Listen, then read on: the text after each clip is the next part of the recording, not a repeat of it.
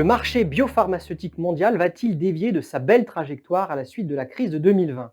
Certes, les fondamentaux semblent solides. Alors que les biomédicaments représentaient 22% des programmes de R&D en 2000, ils constituent aujourd'hui près de 4 médicaments sur 10 en développement, laissant augurer de nombreuses mises sur le marché d'ici 2025. À cela s'ajoutent les extensions d'indication des médicaments innovants qui, en moyenne, sont plus onéreux que les préparations chimiques. L'émergence d'un agent pathogène comme le Covid-19 constitue aussi une nouvelle opportunité de développement pour les biotech et plus globalement pour l'industrie pharmaceutique. En France, 45 essais cliniques étaient en cours mi-mai 2020 avec pour objet le Covid-19 et 1476 à l'échelle mondiale.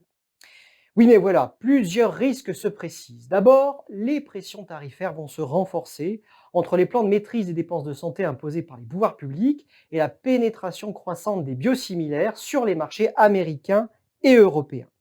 Ensuite, les investisseurs et autres partenaires industriels pourraient se montrer plus frileux pour financer les biotech et surtout faire preuve d'une plus grande sélectivité à la suite de la crise de 2020.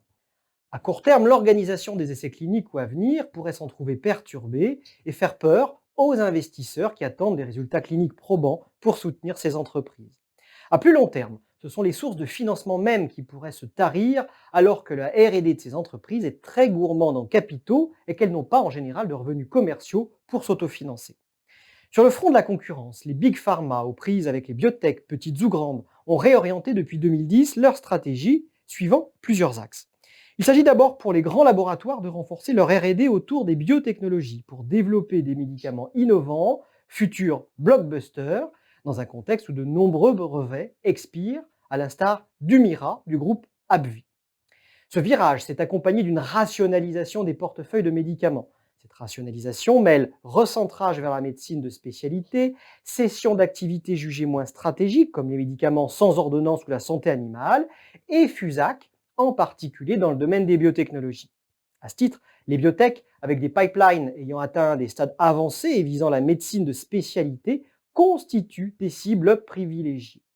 Depuis 2016, si le nombre d'opérations recule, la valorisation moyenne de chacune d'entre elles progresse, illustrant une sélectivité croissante des cibles et une concurrence accrue sur chacun des dossiers.